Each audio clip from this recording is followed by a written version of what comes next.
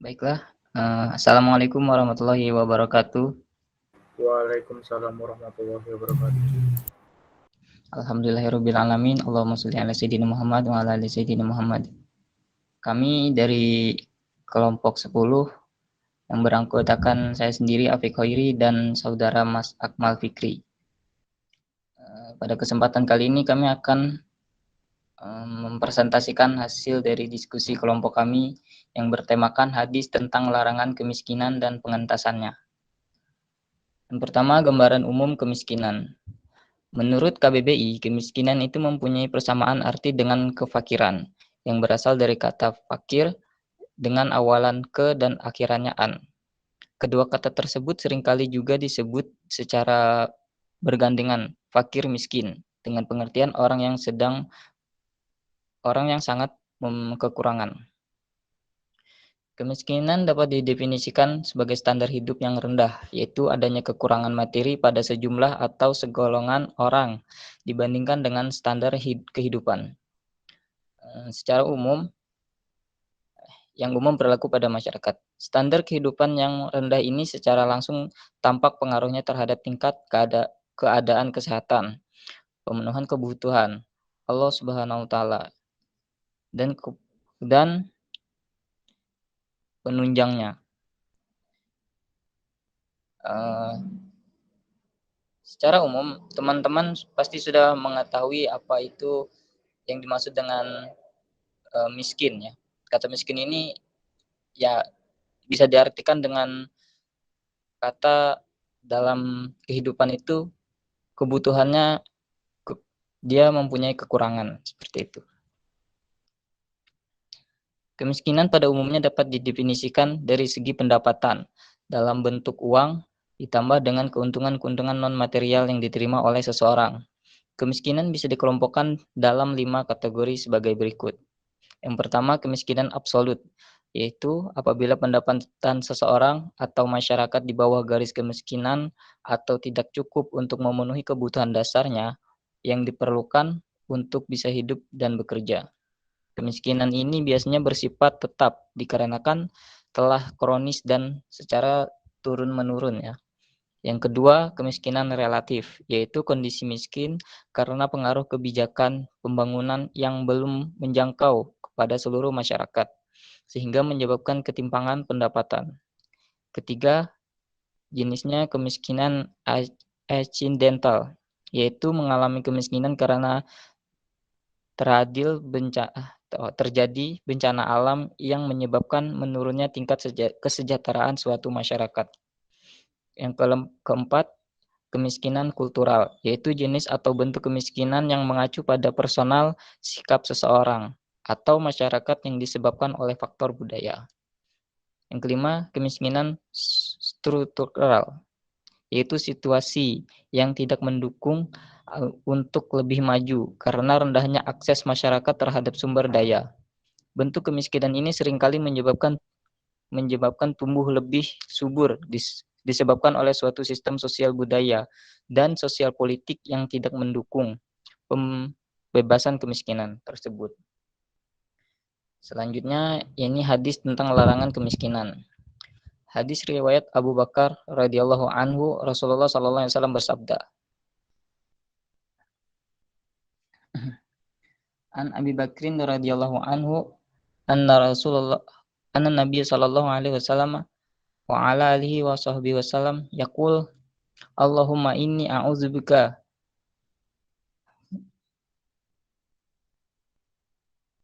minal kufuri wal fakri wa azabil qabri. Yang artinya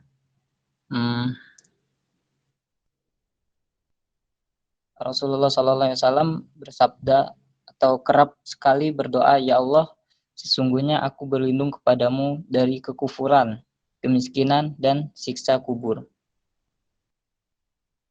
Hadis yang kedua yakni adalah hadis dari Anas bin Malik radhiyallahu anhu.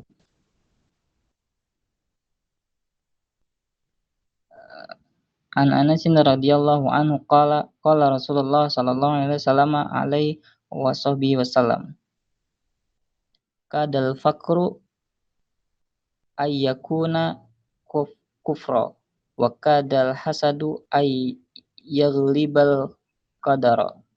Dari Anas radhiyallahu anhu berkata, Rasulullah sallallahu alaihi wasallam bersabda, kemiskinan itu hampir menjadi kekafiran dan kedengkian itu hampir mendahului takdir. Selain itu, ada banyak hadis-hadis Nabi Muhammad SAW yang menilai bahwa kemiskinan merupakan suatu hal yang sangat berbahaya terhadap kehidupan individu dan masyarakat. Akidah dan kepercayaan, pikiran dan kebudayaan, demikian pula terhadap keluarga dan bangsa seluruhnya. Perkara-perkara yang bermanfaat itu ada dua macam, yaitu perkara bermanfaat dalam agama dan perkara bermanfaat dalam hal keduniaan.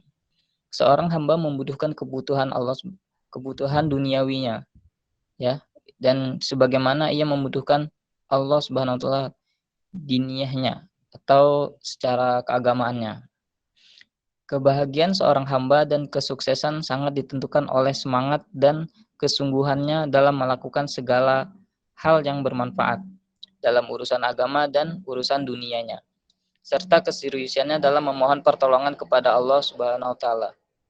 Seketika semua unsur ini sudah terpenuhi, maka itu adalah kesempurnaan baginya dan sebagai tanda kesuksesannya. Namun ketika dia meninggalkan salah satu dari tiga perkara tersebut, yaitu bersemangat, bersungguh-sungguh, dan meminta pertolongan Allah, maka dia akan kehilangan kebaikan seukuran dengan perkara yang ditinggalkannya. Orang yang tidak bersemangat dalam meraih dan melakukan hal-hal yang bermanfaat, bahkan bermalas-malasan, maka dia tidak akan mendapatkan apa-apa, karena malas itu sumber dari kegagalan. Orang yang malas tidak akan mendapatkan kebaikan dan kemuliaan. Orang yang malas tidak akan bernasib baik dalam agama ataupun dunianya, ya. Dan ketika dia bersemangat, tetapi bukan pada hal-hal yang bermanfaat, seperti bersemangat pada suatu yang membahayakan dan menghilangkan kebaikan, maka ujung dari kesemangatannya itu adalah kegagalan. Kehilangan kebaikan mendapatkan keburukan dan kerugian. Berapa banyak orang yang bersemangat untuk meraih dan menempuh cara-cara dan hal-hal yang tidak bermanfaat. Akhirnya ia tidak mendapat faedah apapun dari kesemangatannya itu, selain hanya rasa lelah, payah dan susahnya. Ya, ini dari pendapat dari Quraisy. Jika ada orang menempuh jalan-jalan yang bermanfaat, bersemangat dan bersungguh-sungguh padanya, namun tidak disertai dengan keseriusannya dalam memohon pertolongan kepada Allah Subhanahu wa taala, maka hasil yang akan dipetiknya tidaklah maksimal. Jika benar-benar bersandar kepada Allah Subhanahu wa taala dan memohon pertolongan kepadanya bertujuan agar bisa mendapat perkara yang bermanfaat itu secara maksimal. Orang seperti ini tidak hanya bertumpu pada dirinya, kedudukannya dan kekuatannya, tetapi ia bertumpu sepenuhnya kepada Allah Subhanahu wa taala. Hadis lainnya ini adalah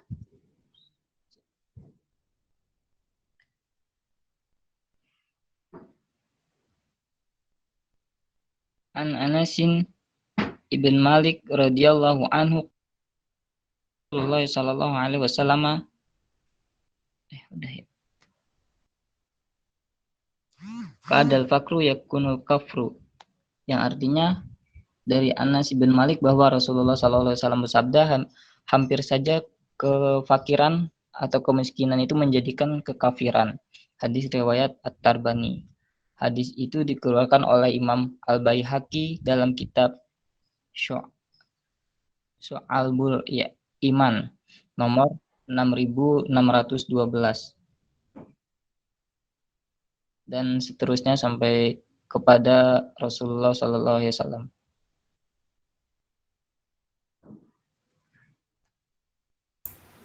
Selanjutnya ini akan diteruskan oleh saudara Akmal Fikri. Kemudian faktor penyebab kemiskinan. Seperti halnya mengenai pengertian kemiskinan itu sendiri yang memiliki arti luas. Begitu pula penyebabnya.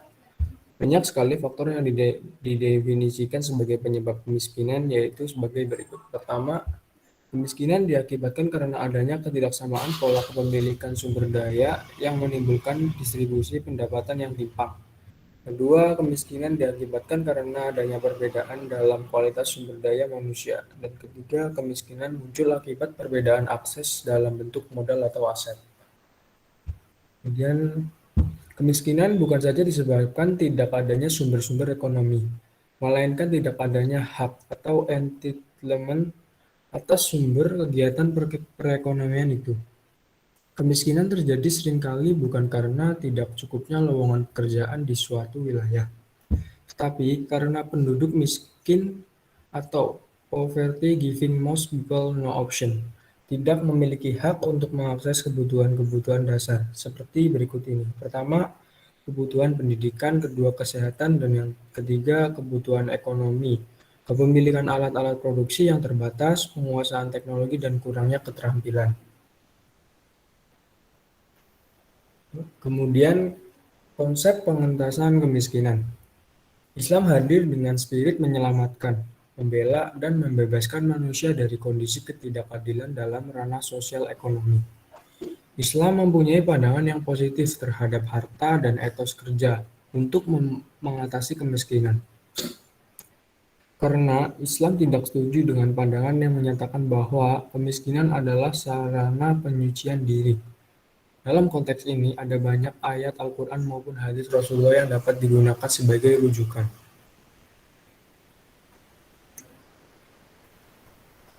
Sejak dini pula, Al-Quran mengingatkan Rasulullah tentang betapa besar anugerah Allah SWT kepadanya. Antara lain, menjadikan kecukupan setelah sebelumnya kekurangan. Upaya pemenuhan hajat hidup agar mendapat kesejahteraan merupakan sesuatu yang dianjurkan. Bahkan ada ayat yang memperbolehkan seseorang untuk mencari karunia dan kelebihan material dari Allah SWT pada saat musim haji.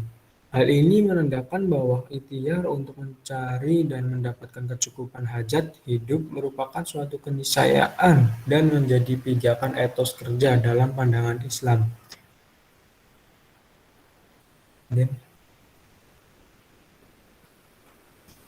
Pengentasan kemiskinan dalam Al-Quran dan hadis terdapat bermacam faktor yang bisa ditemukan. Di antaranya, pertama, faktor individu. Upaya pengentasan kemiskinan dilihat dari faktor individu. Ini terbagi ke beberapa hal sebagai berikut. Yang pertama, perintah untuk bekerja keras, dan kedua, hidup hemat dan tidak berlebih-lebihan. Kedua, faktor lingkungan sosial kemasyarakatan. Selain faktor individu, Al-Quran dan hadis juga melihat adanya peran lingkungan sosial kemasyarakatan dalam mengentaskan kemiskinan. Ada beberapa faktor yang dapat mempengaruhi, diantaranya pertama zakat produktif, kedua sedekah produktif, dan terakhir infak. Sekian, terima kasih semuanya.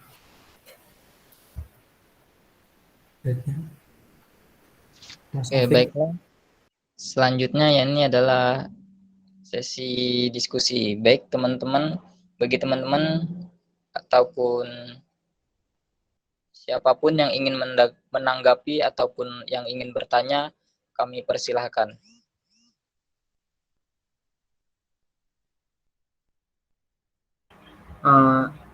Terima kasih. Saya izin menanggapi makalahnya ya. Oh iya, baik Mas. Itu makalahnya, misalnya kalian pakai Microsoft Office, lain kali kalau mau pakai fitur replace, coba di blok aja yang mau di replace gitu. Soalnya di situ banyak banget kebutuhan.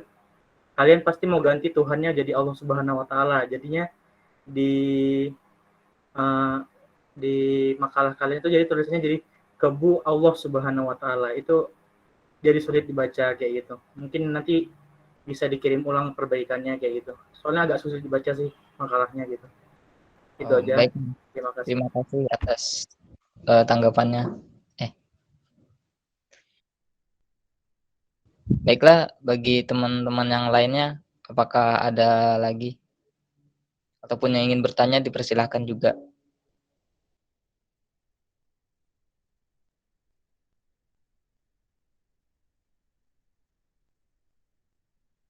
Itu ada yang angkat tangan itu, Mia Izatul.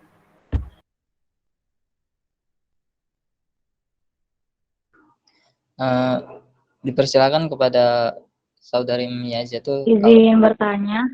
Ya, silakan.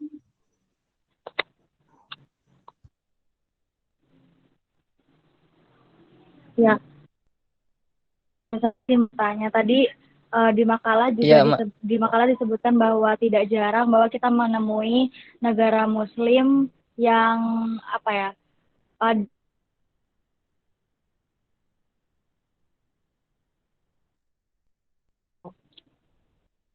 Sebelum saya putus atau Putus-putus suaranya, Mbak. halo? Aman ya suaranya? Agak putus-putus. Agak putus-putus. Kalau enggak di chat aja, Mbak.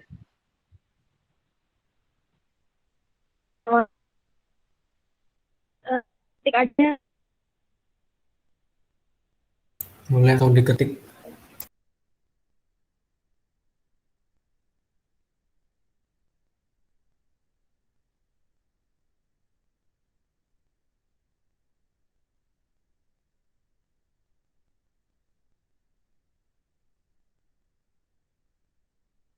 Baiklah, sembari menunggu Mbak Mianya, apakah teman-teman yang lain ada yang ingin bertanya lagi?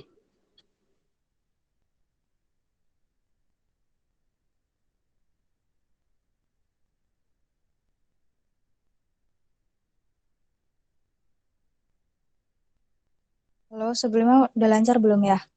Soalnya kirim pesan tapi kayak nggak kekirim-kirim gitu. Udah. Ya, ini udah agak lancar, Mbak. Oh, oke. Saya ulangi lagi pertanyaannya. Di makalah disebutkan bahwa tidak jarang kita menemui negara Islam itu, negara yang menganut syariah Islam itu berada di peringkat kemiskinan teratas dan juga berada di peringkat kesejahteraan masyarakat yang terbawah. Nah, padahal itu sudah menganut syariah Islam begitu. Nah, lalu jika kita lihat juga perbankan syariah juga mengutamakan prinsip sosial. Nah, kira-kira menurut kelompok 10, apa yang menyebabkan negara Islam itu masih berada di peringkat kemiskinan teratas begitu? Padahal kan sudah menganut syariah Islam begitu kan? Dan pasti di situ sudah ada ahli-ahli Islamnya juga. Menurut kelompok 10 apa faktor-faktornya? Terima kasih.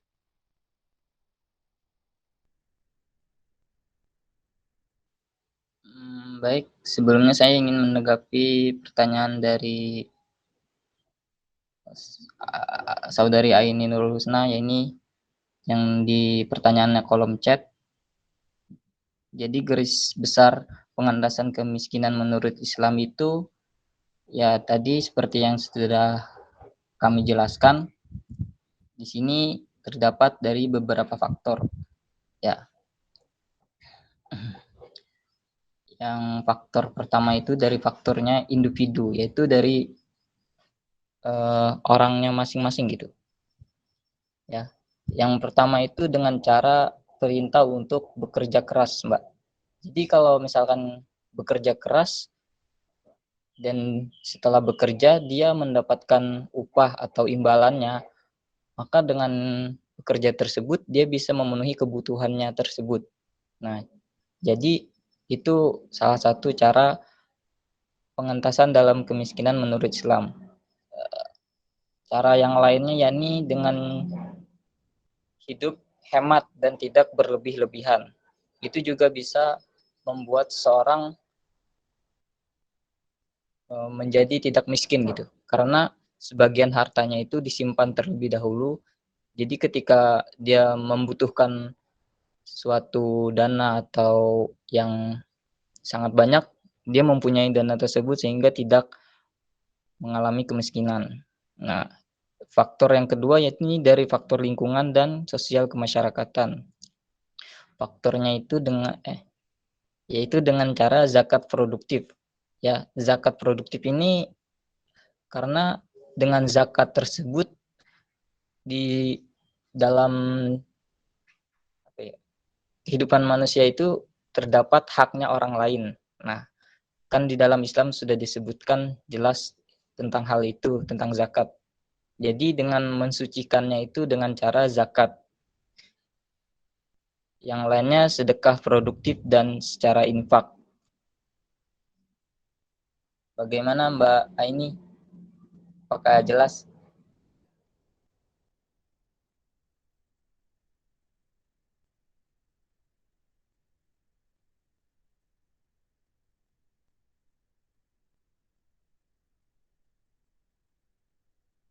Tadi untuk pertanyaannya Mbak Mia Izatul, apakah bisa diulangi lagi?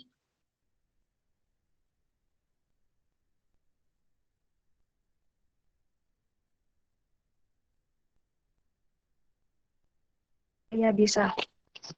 Saya ulangi pertanyaannya. Di makalah disinggung bahwa tidak jarang kita melihat negara Islam itu negara yang menerapkan hukum syariah itu di peringkat kemiskinan dan kesejahteraan masyarakatnya itu yang dekat bawah gitu kan. Jadi rendah sekali kesejahteraan masyarakatnya itu. Padahal sudah menerapkan hukum Islam dan pasti berpedoman dengan Islam itu Al-Quran dan pasti sudah pun bahas syariah juga kan pasti berbank syariah dan lembaga keuangan syariah kan itu sudah banyak ya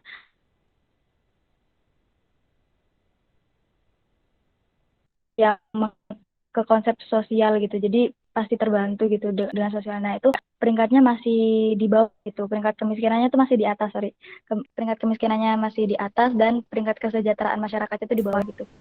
Menurut kelompok 10 apa sih yang menyebabkannya? Kalau menurutnya faktor penyebab kemiskinan Gitu. laju Sudah jelas pertumbuhan ya? penduduk yang tinggi. Laju pertumbuhan penduduk yang tinggi.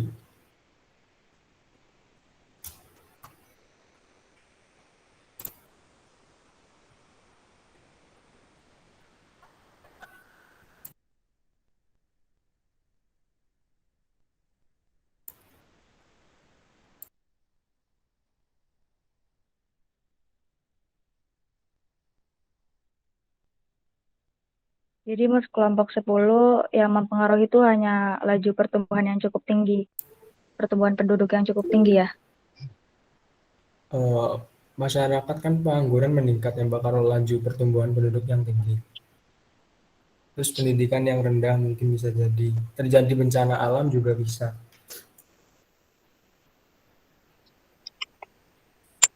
Dan distribusi pendapatan yang tidak Baik. merata.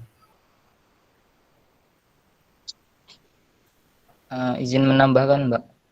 Mungkin menurut saya ya, pernah terdengar dulu mungkin kayaknya apa ya? Sistem pemerintahnya. Nih saya mungkin orang Islam itu dulu pernah diperintahkan untuk sudahlah kamu belajarnya tentang agama saja gitu.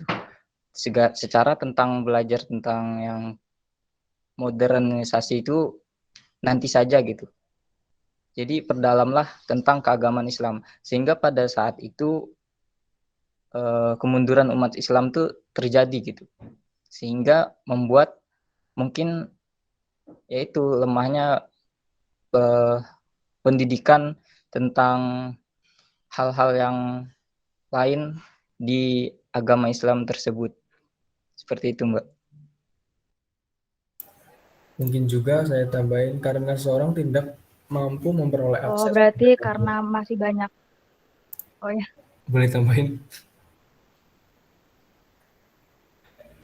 Ya, karena seorang tidak mampu memperoleh akses sumber daya, informasi, teknologi, pendidikan, dan aspek lainnya yang jadi variabel ekonomi produktif. Ya benar yang dikatakan Mas Afif Khairi karena kita tuh belajar agama dulu daripada hal kedepannya gitu mungkin.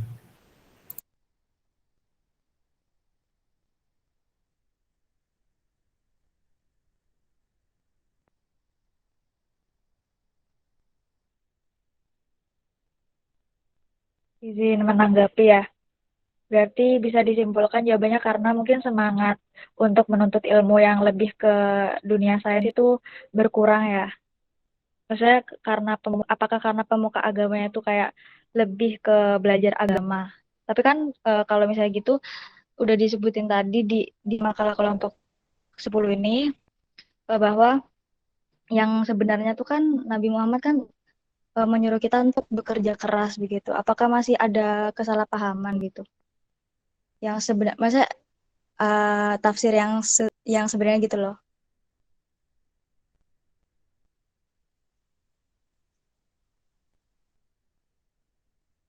Izin menambah mungkin tentang kenapa negara Islam banyak yang mengalami kemiskinan gitu.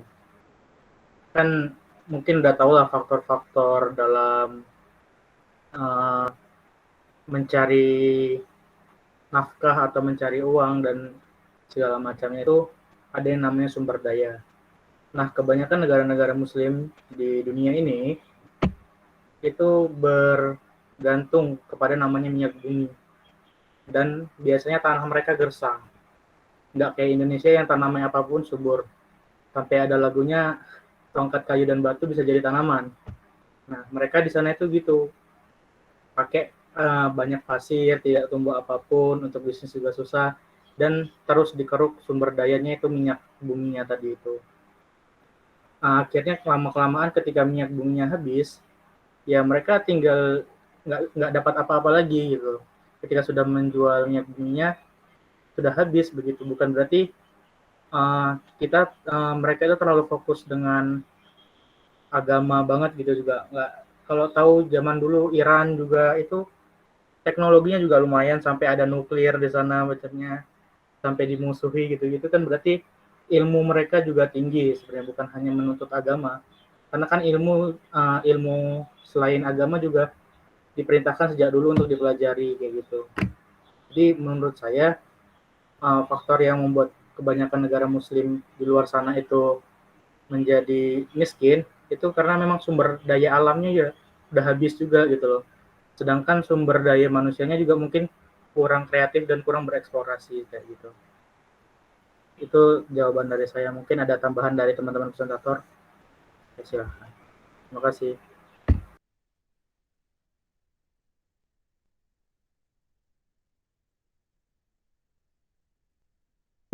Baik, bagi teman-teman apakah ada yang ingin menanggapi lagi? Dan bagi Mbak Mia gimana atas jawabannya? Apakah sudah jelas? Iya, terima kasih kelompok 10 dan yang membantu menjawab, membantu menanggapi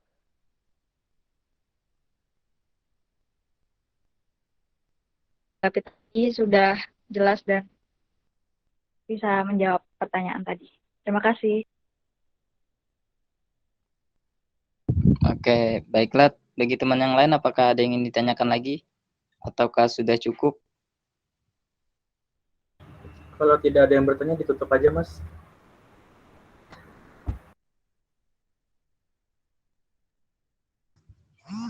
Baiklah, mungkin sudah cukup ya diskusi kita pada hari ini. Sebelumnya saya ucapkan terima kasih kepada teman-teman semua atas partisipasinya ya dalam perkuliahan kali ini. Kami dari kelompok 10 memohon maaf sebanyak-banyaknya apabila terdapat banyak kesalahan dari kelompok kami. Ya. Dan selanjutnya kami tutup saja, kita akhiri kuliah kita pada hari ini nih, dengan mengucapkan alhamdulillahirabbil alamin bersama-sama. Alhamdulillahirabbil alamin.